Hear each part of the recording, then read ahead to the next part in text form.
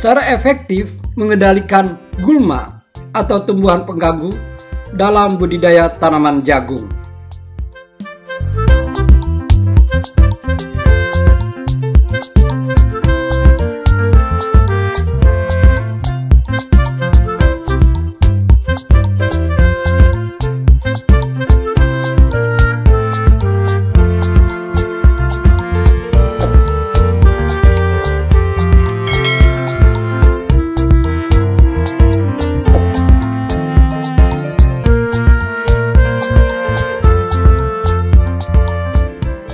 Gulma pada tanaman jagung adalah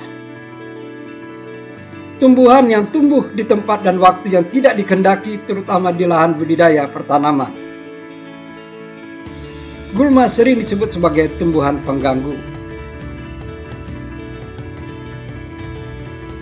di mana kerugian yang ditimbulkannya lebih besar dari keuntungan. Gulma yang tidak dikehendaki pada tanaman jagung dapat mengurangi hasil sekitar 50% atau lebih. Dampak negatif dari gulma. Gulma bersaing dengan tanaman jagung terhadap unsur hara, air, cahaya, dan tempat untuk tumbuh. Gulma juga berfungsi sebagai inang dari beberapa penyakit tanaman.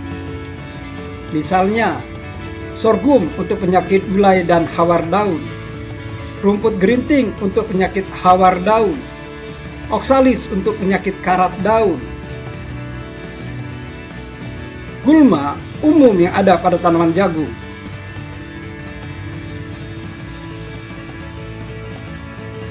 Grassis atau rumput-rumputan.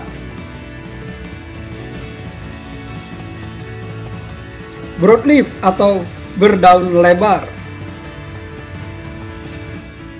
Sedges atau teki-tekian. Grassis, rumput-rumputan,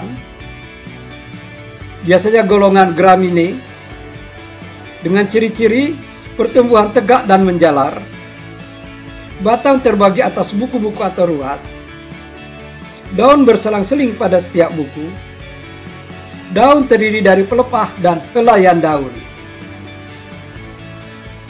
Contohnya adalah rumput paitan, rumput gerintingan, rumput lempuyang, rumput alang-alang. Gulma berdaun lebar.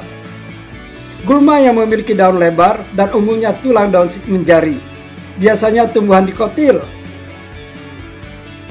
Contohnya adalah kentang-kentangan, sambung rambat, si keduduk, rumput aur-aur.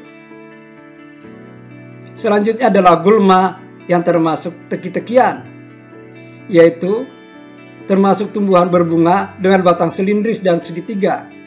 Contohnya rumput teki, rumput teki tinggi, rumput pendul, rumput lulangan,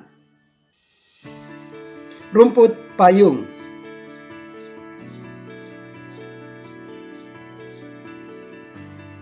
Cara efektif untuk mengendalikan gulma yang kami anjurkan adalah: pertama, pengendalian gulma pada tanaman jagung adalah sampai titik kritis, yaitu 45 hari setelah tanam. Akan memberikan hasil yang sama kalau dipelihara bebas gulma sepanjang pertanaman. Cara efektif untuk mengendalikan gulma itu adalah: 1. Waktu pengendalian. 2. Metode pengendalian. Waktu pengendalian gulma, lakukan penyangan gulma sedingin mungkin, jangan tunda. Lakukan paling lambat 45 hari setelah tanam. Sisa tanaman dibuang dari lokasi pertanaman. Kedua, metode pengendalian gulma: manual atau secara fisik, mekanis, dan kemis. Manual atau secara fisik, langsung dicabut dengan tangan atau menggunakan alat seadanya, bisa seperti cangkul atau yang lainnya. Mekanis, menggunakan alat yang sederhana sampai alat yang modern. Bisa juga menggunakan kultivator. Menggunakan cara kemis atau kimia, yaitu menggunakan herbisida. Penggunaan herbisida dapat diaplikasikan dalam barisan tanaman dengan cara tidak memungkinkan. Herbisida pratumbuh dapat mengendalikan gulma lebih awal. Pengendalian mekanis dapat menyebabkan kerusakan tanaman. Golongan herbisida yang bisa kita gunakan, yang pertama berdasarkan waktu aplikasi dan cara aplikasi, serta cara kerja aplikasi. Waktu aplikasi pratanam atau pre-planting, aplikasi sebelum tanaman ditanam, contohnya glifosat dan paraquat.